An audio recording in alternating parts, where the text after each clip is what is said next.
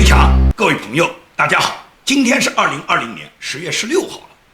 10月16号到11月3号，美国的大选还剩18天，也就是还有2个多礼拜，美国就要举行今年2020年届的这个总统大选。那么今年的大选呢，非常的关键，和以往的大选完全都不一样。我们呢多次在节目里面强调过，这是美国选择世界发展的方向，或者是美国彻底的堕落，美国的社会制度受到颠覆，就是这么2个选择，实际上就是文明和邪恶的选择，光明与黑暗的选择，就是这么简单。所以说呢，我们最近的话题呢，肯定每天呢都跟大选有关。可能有的朋友呢对这方面的话题呢兴趣不深，但是呢，我们只能是就这个话题，就美国的大选话题展开对美国政治的分析，因为美国当前政治的分析绝对影响着中国政治未来的发展，也影响着中国人民他们是否能获得民主，获得破除专制他们唯一的一个机会。这是指今年所以考验着全球文明发展的方向。因为你们可以看到，现在美国最大的阻力不仅仅是中共对美国的渗透，对美国的红色扩张，还很重要的来源于美国的白左，就是美国左派的堕落，左派思潮的泛滥以后呢，他们对美国普通人他的这个思维意识形态有着巨大的影响。这种左派的思潮呢，跟共产党的这个理论和共产党的很多的这种卑鄙的手段呢，都是一脉相承的。你看《纽约邮报》爆出了拜登整个家族腐败，爆出了他儿子亨特·拜登他自己的这个笔记本电脑里面所泄露的几个重要的邮件，一个是跟乌克兰交易的邮件，也就是引进乌克兰的这个高管到美国来，然后他时任的副总统的父亲在华盛顿接见这个乌克兰的高管，给他以利益输出，然后呢用牺牲美国国家的利益来换取他儿子亨特·拜登跟乌克兰的交易，也就是每个月可以拿到5万美金，这是一个邮件门。第二个邮件门就是跟中国华信的这个勾结，也就是华信公司承诺给亨特·拜登给他每年1000万美元的咨询费。你觉得这个咨询费咨询了什么吗？亨特·拜登他有什么能力给华信公司咨询啊？能提供什么样的咨询内容啊？什么都不需要，仅仅是因为你是副总统的儿子，因为你是副总统的儿子，你有特殊的身份，毫无疑问来讲，就可以给你每年支付1000万美元的这个咨询费。包括亨特·拜登自己在这个信里面都写到，说我相信你对我和我的家庭是有兴趣的。那你的家庭是什么？你的家庭就是副总统啊，人家对你的兴趣是来自于你副总统的父亲。所以说，因为你副总统的父亲可以跟人家勾兑，可以牺牲美国人民的利益，当然要给你个人好处了。10月15日，《纽约邮报》新披露出的电邮显示，拜登儿子亨特与中国华信能源有限公司之间存在着可疑交易。一封于2017年5月13日抄送给亨特，题目为 Expectations 的电子邮件显示出一份薪酬待遇分配方案。亨特的职务和薪资取决于和华信能源达成的协议，其中涉及到一位被称作是大人物的神秘人士。另一封亨特于2017年8月2日发出的电邮显示，出于对亨特及亨特家庭的兴趣，华信董事长叶简明与亨特达成协议，除了支付亨特每年1000万美元的咨询介绍费外，亨特与叶简明五五开，拥有一家控股公司的所有权。叶简明据报与中共军方和情报部门有关联。这种咨询完全就是不做任何事，只是因为你有这个身份。所以这就让我想起中国呢也有这么回事，也就是温家宝担任总理的时候，温家宝的儿子叫温云松，温云松当时刚刚从美国西北大学硕士毕业，也就是一个硕士毕业生只有20几岁，什么本事还没有呢，但是人家有一个爹有一个当国务院总理的爹所以说马上就被平安保险马明哲这个董事长马上就跟温云松的公司签订合约，让温云松公司给平安保险提供咨询，那么每年的这个咨询费用是8000万人民币，也就是相当于那个时候的外汇汇率的1000万美金。那么温云松一个大学刚刚毕业，他能给平安保险，当时已经是中国最大的保险公司之一，可以讲有着无数的有财务经验的金融管理的高级人才的这么一个保险集团，要聘请你美国刚刚大学毕业什么都不懂的一个人来咨询什么，一年还要支付你8000万人民币的这个咨询费。为什么就是因为你爹是总理是国务院总理就是因为看中你家和你爹的身份，所以就要付你这个8000万的人民币的咨询费，这就叫以权谋私。所以说这种以权谋私全世界都是一样的，无论是中国还是美国。因此当拜登儿子亨特·拜登这个电脑笔记本这个硬盘这个泄露出来了以后，全美的媒体呢是一片哗然。那么左派的媒体当然不会报道，而社交媒体很活跃啊，因为绝大部分的人，无论你是左右，都会在社交媒体上面来传播这些信息啊。而左派控制的或者倾向于左派的这个社交媒体，比方说脸书和推特，他们马上就屏蔽了。他们屏蔽了所有对拜登不利的这个负面新闻，更屏蔽了拜登儿子亨特·拜登他关于这个笔记本电脑所泄露的这2个邮件。因此，推特公司和脸书公司全部做了屏蔽。而这种屏蔽，他们已经很过分到什么？他们不仅仅是屏蔽了整个拜登他的儿子亨特·拜登有关这个邮件门泄露的事情，他们对川普总统竞选团队的这个官方推特也把它屏蔽了，同时他们还拉黑了白宫新闻发言人的这个推特。美国大选在即，民主党总统候选人拜登的儿子被控与外国勾结的证据曝光，左派主流媒体极力淡化消息，甚至是不报道。而硅谷高科技公司推特、脸书对此消息的传播与分享进行了公开的阻挡。脸书减少了用户对包含有亨特丑闻贴文的浏览量，推特则封锁了《纽约邮报》的多个账户、白宫发言人麦肯纳尼的私人账户、川普竞选团队账户，甚至是众院司法委员会共和党人的账户。共和党籍众议员乔丹发文说，推特对美国司法委员会的共和党人审查而放过中共。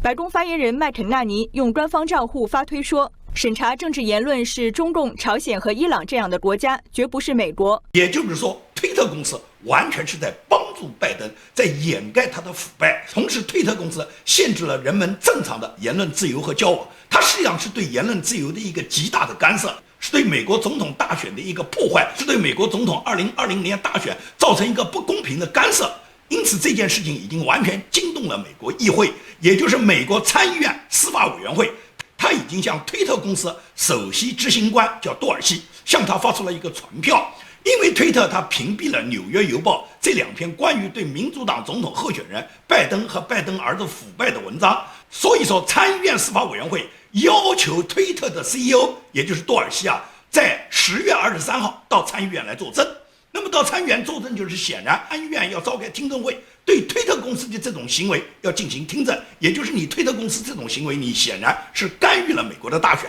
同时你屏蔽了川普总统那么多竞选团队和白宫发言人的推特，你的目的是什么？所以你看美国现在遭到破坏，美国的社会制度遭到破坏，美国出现那么多打砸抢烧的黑人命贵的安提法活动，它都是有理论基础、有社会基础的。这个理论基础和社会基础来自于美国强大的左派，来自民主党的支持。民主党帮助推波助澜之后，民主党的高层他们本人腐败，然后他们同时在保证他们腐败和他们家族利益的同时，他们要搞乱这个社会。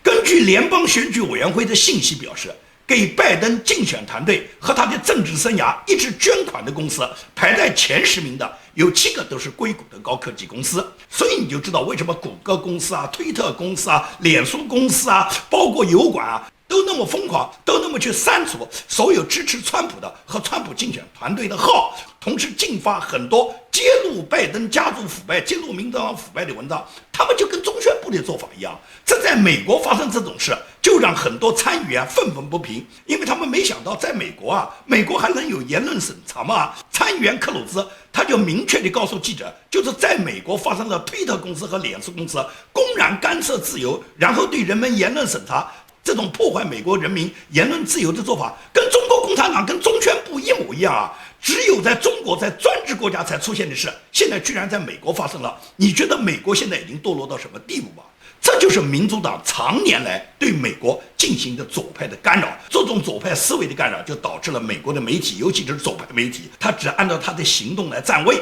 他只考虑他的立场，他根本不顾事实。这也就是为什么美国有那么多的富豪，他们都支持民主党，支持左派。你觉得这些富豪为什么要支持民主党，支持左派呢？你看美国有名的富豪，无论是世界首富比尔盖茨，还是前纽约市长亿万富翁布隆伯格，还是华尔街的这个金融大鳄索罗斯，他们都是支持安提法活动，支持左派，支持民主党。为什么美国这种大量的华尔街也好，硅谷也好， NBA 也好，好莱坞也好，这些在美国都是高薪高收入的这个群体里面，他们都支持民主党，支持拜登，他们都要痛击共和党，痛击川普呢？是因为什么？这些行业啊，他们本身就获得极高的收入，可以讲在硅谷也好，在好莱坞也好，在华尔街也好，他们别说是那些工程师，是那些金融精算师，是那些财务和金融的从业人员，他们即使是办公室里面扫地的一个清洁员，他们厨房的那些厨师收入都巨高啊，所以他们不在乎你拜登上台以后给他们加点税，因为他们交得起这一点交出去的税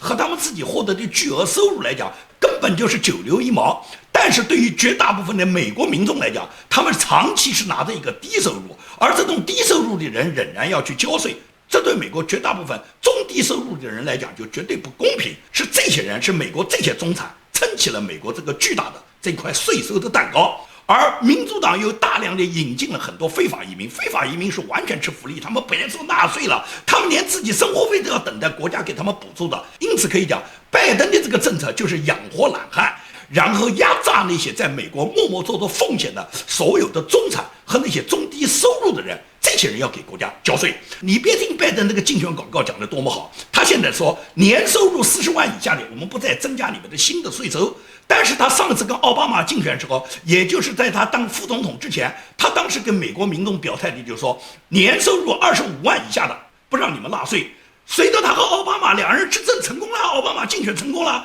但是年收入25万以下的人没有哪一家不在纳税啊，所以说拜登讲的话谁能相信呢？到了现在，这个拜登的邮件门，他儿子的这个笔记本电脑里面所泄露的他跟中国腐败、跟乌克兰腐败的这个邮件门完全泄露以后，现在拜登他这个竞选团队一开始他是不回应，到了今天他来回应了。他回应的是什么逻辑啊？他说这个邮件门里面所泄露的信息完全不是真的，完全是假的。为什么不是真的呢？因为推特公司说不是真的，所以我们就说不是真的。这什么逻辑啊？这是神马逻辑啊！推特公司因为把它封闭了，推特公司说不是真的，那么这个历史事实就不存在了，也就是拜登儿子亨特拜登他这个邮件门透露的这些事实就没有了，因为推特公司说的。推特公司就可以对事实做出判定吗？美国判定一桩事实不靠法律，不靠美国的宪法来判定，是靠一个科技公司，靠一个社交媒体平台，由他来判定吗？推特公司可以作为审判官吗？就这么荒唐的逻辑啊！但是拜登的这个竞选团队，他就可以把这个逻辑放在你面前，他告诉你这不是真的，因为推特公司说不是真的。美国现在的无论是左派的媒体还是社交媒体，因为他们大面积的跟中共之间的勾兑，可以讲在美国的媒体公司和美国的高科技公司里面，来自中国大陆的或者是接受中国大陆培养的，渗透到这些高科技公司里面的中方的工程师、中方的审查人员、中方的程序员太多了。而这些人除了有共产党本身外派的一部分间谍和特务之外，还有很多人就是小粉红，就是自干五，他们都充当了中共这个红色意识形态渗透里面的爪牙和走狗。这些人在破坏到美国的民主制度，这些人用中共的这种专制思维在腐蚀着美国的民主制度。而且中共还在美国多年来盛行的叫孔子学院，在美国本身开办孔子学院，就是打着传播中华文化的这个旗号，实际上在渗透的中共的意识形态。这个问题美国已经有多位政治人物已经看到了这一点，看到了孔子学院对美国的这个危害。所以美国国务卿蓬佩奥他就在昨天，就是10月15号，他就明确的表示，孔子学院表面上是教授中国文化和语言的一个机构，但其实质是中共扩张影响力的一个行动组织，安插在美国给美国人民洗脑的一个重要的共产党对美国渗透和宣传的一个阵地。所以说蓬佩奥要求在今年年底之前，也就是在2020年年底之前，要关闭在美的所有的孔子学院。那么关闭美国孔子学院，毫无疑问来讲，这是遏制中方它文化渗透的一个方面。也就是美国国务院一旦下达命令，要求中国所有孔子学院在今年年底全部撤出的话，那么中共它常年对美国渗透的它本来的一个阵地，那也就是给美国捣毁了。这个继美国它撤销中共驻美国休斯顿大使馆，然后把中共几个新闻单位把它增加为中共的代理人机构之后，那么捣毁孔子学院，毫无疑问来讲是美国遏制中共文化对美国渗透的一个重要步骤。这就是说，如果川普总统连任，那么川普总统他这一届他整个内阁对中共的这个做法都会延续。那那么这种延续的结果就是逐步的消除中共对美国的影响，继而是对中共渗透到美国的特务啊、间谍啊大规模的抓捕，类似于像唐娟这种军方人员，他利用签证欺诈的方式混进美国，这种人很多啊，加上渗透在美国政治、经济、军事、文化各个战线的这种情报特务，各种华人协会里面的代理人，逐步的都给美国挖出以后，有罪的就会被起诉，就送上法庭。那些没有查证出什么罪行的，仅仅是在美国搞渗透活动的这些人，那么这些人毫无疑问来讲，会剥夺他们的签证，剥夺他们的身份，把他们驱逐回中国。这就是美国川普总统内阁现在要做的一件事。但是这一切都在于川普总统能够当选，能够顺利的在18天后，在美国今年度的大选中，川普总统取胜获得连任。如果是拜登上台，那完全就是另外一回事。拜登呢，你现在看这个民调呢是大大的支持他的，但实际上拜登他这个竞选的场面是非常冷清的。我们从昨天的电视节目里面就可以看得清清楚楚，因为昨天10月15号是原定美国2个总统竞选人要进行的第2场总统辩论的，但是呢被拜登取消了。拜登说川普可能会影响他，因为他认为川普已经染病，川普的这个病情有可能会影响他。所以拜登以这个借口为名呢，要求川普总统跟他来一个线上辩论，被川普总统一口拒绝了。川普就是说要辩论就是锣对锣，鼓对鼓，当面来辩论，什么线上虚拟辩论，川普总统讲没兴趣对着电视机再跟你辩论，你愿辩就辩，不辩就拉倒。那么没有辩论，那么最后总统竞选委员会采取一个什么方式呢？就是把昨天晚上原定的辩论时间呢，分别安排了媒体呢采访了川普总统，采访了拜登。那么拜登采访的这个现场，大家可以看到几乎没有几个人，非常的冷清。在拜登接受完主持人的提问之后，跟少数的几个冷清的市民再跟他们做一个简单的对话，也就是拜登的场面，你无论如何也没办法想象到，像 CNN 公布出来的，现在拜登在全美的选民中的支持率达到了98%，一共来的就那3-5个毛人，这些人问的那些话都是不着调的人。拜登呢懒洋洋的，愿答不愿答的，就这副样子，怎么获得98%选民的支持？而川普总统的现场可以讲是掌声雷动的，可以讲市民的情绪非常高涨。川普总统昨天是在迈阿密参加美国全国广播公司的一个视频大会，主持人呢是 NBC 今日秀的一个女主播，这个女主播的名字叫萨凡娜·加斯里。这个人是一个极端仇视川普总统的人，他在整个的问话中不断地给川普总统挖坑，不断地挑战川普总统，他根本就忽视了川普总统本来是跟广大听众、跟广大观众互动的，大部分时间都是他发问川普总统，他给出的问题基本上都是给川普总统挖坑。他要求川普每天要检测，他要求所有参加川普总统造势的人人人要戴上口罩，这种根本不现实、做不到的事，他要求川普去做，否则就是川普总统不顾人民的死活，不顾人民的健康。所以说，这个女主持是相当恶劣的。他在整个问话和他整个表达的这个态度过程中，都让所有的观众都看出来，他极端的仇视川普。这没办法，美国所有的左派的这些主持人，所有这些左派媒体的这些主持人，我不知道他们哪里来的那么大的仇恨、痛恨川普的。川普制定的这个国策，从哪个方面损害了他们这些人的利益？还是说他们自己贪赃枉法以后，因为川普动了他们的奶酪和蛋糕，他们对川普如此仇恨？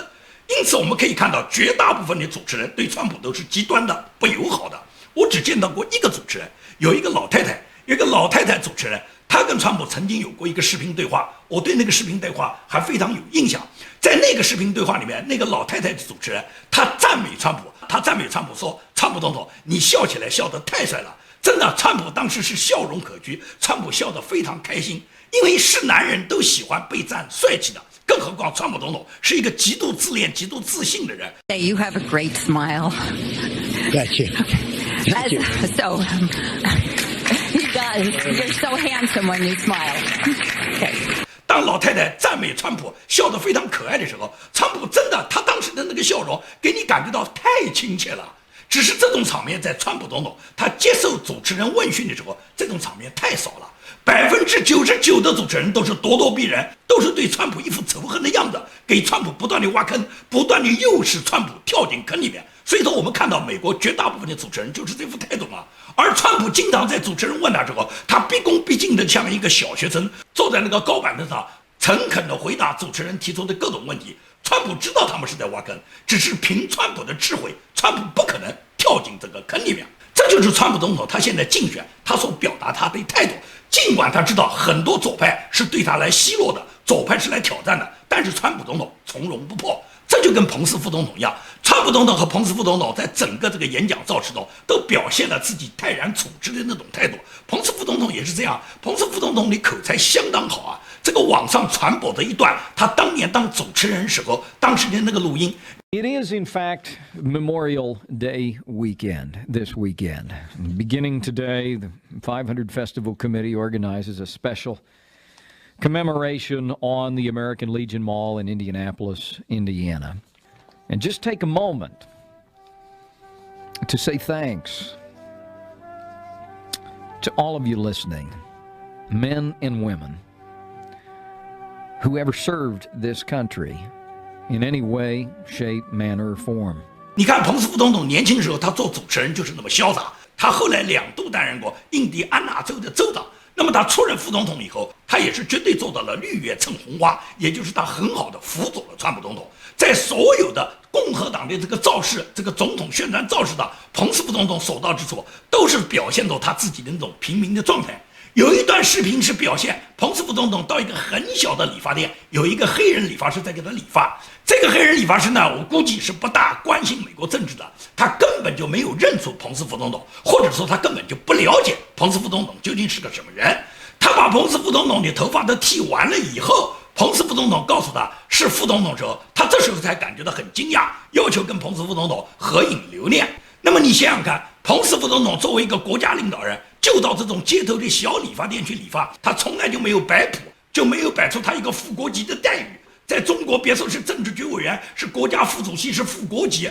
在中国一个副村长，那理发店去给他剃头也是3鞠躬5鞠躬的。在中国和美国能比吗？那美国的这些总统副总统就是人民的公仆啊，他们在人民面前从来没有一丝傲慢，总是很平易近人，总是很平民，水乳交融的。这就是民主制度啊！民选国家的总统，每一个人都来自人民，都得到人民的拥护，他就更会贴近人民。跟中共这个专制怎么比呢？所以说，今年的这个大选就决定了美国是继续坚持美国的民主道路，引领世界的文明发展方向，还是说被拜登上台以后颠覆了美国的民主制度以后，改造美国的民主制度，最终美国就堕落成跟中共一样。这就叫川普总统讲，如果拜登赢，就是中国赢。以后你们就得学汉语，这是川普总统老早就预言过。因此，美国走什么道路，美国坚持什么方向，美国能不能制造再次伟大，就决定了中国人民能不能获得民主，中国人民能不能在美国人民的帮助下获得我们的民主解放。好，今天的节目就跟大家做到这里，谢谢大家。